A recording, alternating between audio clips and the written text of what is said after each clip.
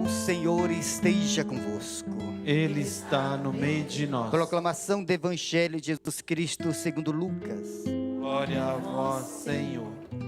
Naquele tempo, o tetrarca Herodes ouviu falar de tudo o que estava acontecendo e ficou perplexo, porque alguns diziam que João Batista tinha ressuscitado dos mortos. Outros diziam que Elias tinha aparecido. Outros ainda, que um dos antigos profetas tinha ressuscitado. Então Herodes disse: eu mandei decolar João. Quem é esse homem sobre quem ouço falar essas coisas? E procurava ver Jesus. Palavra da salvação. Glória a vós, Senhor. Meus amados irmãos e irmãs, quando alguém quer ver uma pessoa, é porque algo tem de especial nesta pessoa. Até Herodes queria ver Jesus. Ele estava admirado. Aquele tetrarca, aquele homem, diante de um fato que estava acontecendo naquele lugar. Coisa que ele nunca tinha visto. E começaram a falar.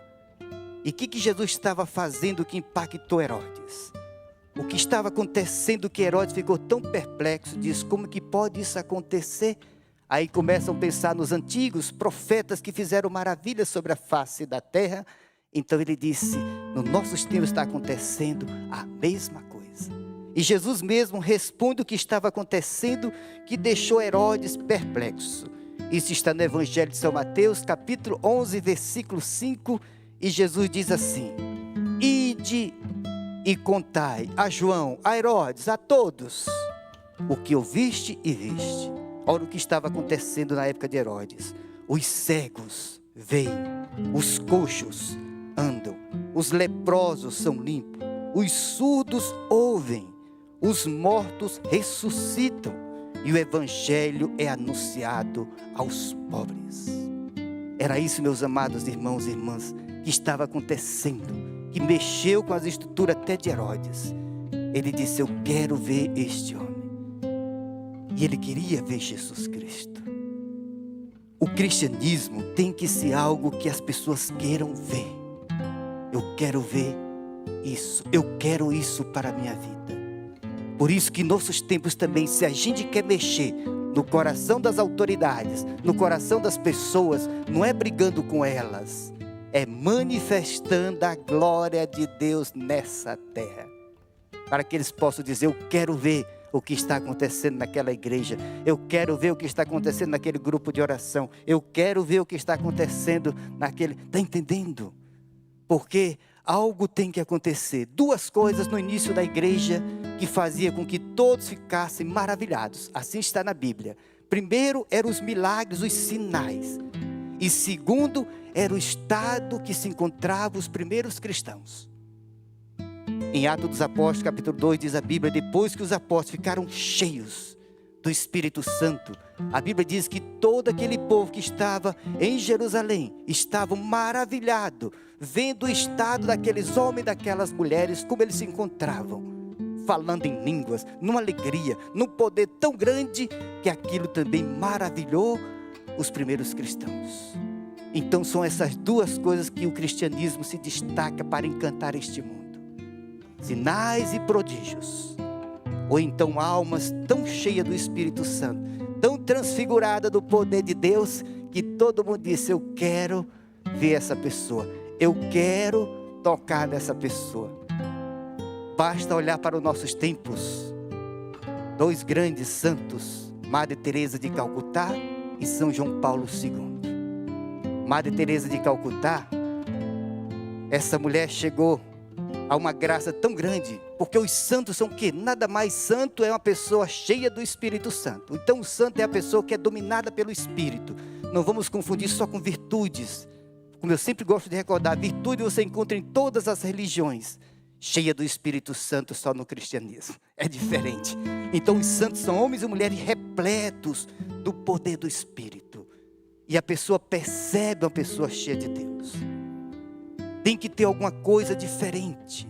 Como tinha sobre Jesus, que dizia: mas este homem era igual a nós em tudo, diz a Bíblia, exceto no pecado. Mas a diferença era esta: Jesus era cheio do Espírito Santo. Se uma pessoa passa um perfume, ela não precisa dizer que passou perfume. Todo mundo sente, não é assim? Então o cristão, não precisa dizer que ele é cristão. Ele tem que ter algo que alguém perceba que essa pessoa é diferente das outras. Porque se não houver diferença em nós, meus amados irmãos e irmãs, quem é que vai saber que aconteceu algo em nós? Está entendendo? Tem que ter algo que diferencia. Se a gente está no mesmo nível de todo mundo, por exemplo, a coisa mais comum é murmurar. Se a gente vive murmurando, que diferença faz da gente para outras pessoas, está entendendo? Está todo mundo desanimado. Que diferença faz se nós estivermos também nesse mesmo estado? Nós temos que mandar embora de nós, pelo poder de Jesus, as doenças da alma. Essas doenças que nos deprimem, que nos roubam a vida, que tira de nós aquela maneira que faz com que as pessoas percebam que há algo diferente em cada um de nós. Madre Teresa de Calcutá, voltando a ela, olha o que é uma pessoa cheia de Deus. Quando ela estava no avião, viajando, diz que durante o voo, todo mundo vinha pedir a benção a ela, até os pilotos. O que é isso? Porque é uma pessoa cheia de Deus, cheia do poder de Deus. Ela tinha tanta força espiritual que ela chegou ao presidente americano e disse: olha, eu vivo viajando para lá e para cá, minhas filhas também, nós precisamos de passagem livre. E aí o presidente teve que dar passaporte e tudo livre para elas. O nosso querido Padre Eduardo, também aqui no Brasil, cheio do Espírito Santo, sabe o que aconteceu? A Varig deu passagem livre para ele andar todo o Brasil pregando o Evangelho. É isso, a pessoa cheia do Espírito Santo, não foi ele que foi pedir, deu para ele. Vai pregar o Evangelho, vai anunciar o Evangelho. Meus amados irmãos e irmãs, nós precisamos também assim. Se não está acontecendo sinais e prodígios, que a nossa vida seja um milagre para admirar este mundo. No seu trabalho, na tua família, aonde você estiver, não seja igual a eles. Não é para ser melhor do que os outros, não. Mas é para melhor servir aos outros que nós temos que estar diferente. Mas isso só é possível se estiver cheio do Espírito Santo de Deus. Nós temos que mandar, o Padre Eduardo fala isso para nós, é verdade. Nós temos que mandar embora de nós, expulsar pelo poder de Deus os males que estão sobre nós, meus amados irmãos. Que não são doença, muitos casos não são doença, é a opressão do demônio, é obra do mal. A alma de um cristão, de um homem ou de uma mulher de Deus tem que estar curado. O corpo e as emoções nem tanto, mas a alma tem que estar curada. Porque nós somos redimidos, foi pago um preço muito alto pela minha salvação, pela tua salvação. O Senhor derramou sobre nós o poder do seu Espírito. Nós estamos cheios de vida, nós estamos cheios do poder de Deus. Nós podemos viver nessa terra diferente, para que possam as pessoas dizer, alguma coisa é diferente nessa pessoa. Precisamos de um cristianismo, de homens e mulheres apaixonados por Jesus Cristo novamente. Como eram os primeiros cristãos, apaixonados. São João Maria Vianney tem uma profecia dele, que ele diz assim, chegará um tempo, que o homem falará tanto do homem, que quando ouvir alguém falando de Jesus Cristo, ficará todo mundo maravilhado. O nosso encanto, meus amados irmãos, é uma pessoa, se chama Jesus Cristo. É Ele o nosso encanto. É dele que nós temos que falar, é Ele que nós temos que anunciar para as pessoas, mas com amor, não só de lábios, mas de coração apaixonado. Eu quero terminar aqui, 2 grandes homens do início da igreja que tinham um coração apaixonado por nosso Senhor Jesus Cristo, que fizeram estremecer as coisas. Um se chama São Pedro, nosso primeiro Papa. Quando Jesus perguntou, Pedro, tu me amas? O que foi que ele disse? Senhor, tu sabes tudo, tu sabes que eu te amo.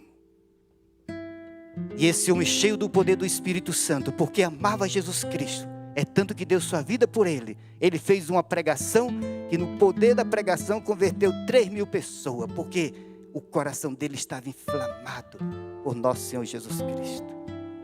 Outro grande santo, o São Paulo, ele chega a dizer assim, na carta aos Gálatas, eu vivo, mas já não sou eu que vivo, é Cristo que vive em mim. Quem se apaixonou sabe disso. A pessoa apaixonada é como se ela tivesse aquela pessoa que ela ama dentro dela, não é assim? Tudo dela é aquela pessoa. Parece que ela deixa de existir, ela vive em função daquela pessoa, porque ela está o quê? Apaixonada. Assim viveu o grande São Paulo. Não sou eu que vivo, é Ele que vive em mim. Eu sou tão apaixonado por Ele. É tanto que Ele deu a vida, que Ele não tinha medo. Ele foi, Ele não deixou se vencer. Precisamos pedir ao Espírito Santo que inflame nosso coração de novo, de amor a nosso Senhor Jesus Cristo, para que as pessoas vejam em nós de verdade. E algo aconteceu comigo, algo aconteceu com você. É hora, meus amados irmãos, de viver no louvor, apesar das lutas, de viver diferente, porque o que está em nós é o Espírito Santo de Deus. É algo que faz com que a gente viva nessa terra diferente. É possível levantar todo dia, dar glória a Deus. É possível sorrir, é possível amar. Sim, é possível fazer a diferença nessa terra. É possível, porque o que está em nós é o amor de Deus. Mas precisamos pedir ao Senhor, inflama novamente meu coração de amor por Ti, Senhor. Eu me recordo, quando o padre vai ser ordenado, né, Padre Eduardo, a gente se prostra como padre, e ali está prostrado, né? Eu me recordo que mandaram fazer tantos pedidos, mas eu não cheguei na hora, eu esqueci de tudo. Eu só pedi Senhor, não deixa meu coração esfriar, faz que meu coração fique te amando a vida todinha, que eu não celebre de qualquer jeito, mas celebre de coração inflamado por amor a Ti. E já se passaram 23 anos e graças a Deus parece que Ele conservou a gracinha. Eu me sinto muito inflamado, muito amor pode ser, não importa, mas ao celebrar a missa, não perder o amor a nosso Senhor Jesus Cristo. Amor se paga com amor. Louvado seja nosso Senhor Jesus Cristo. Para sempre seja louvado.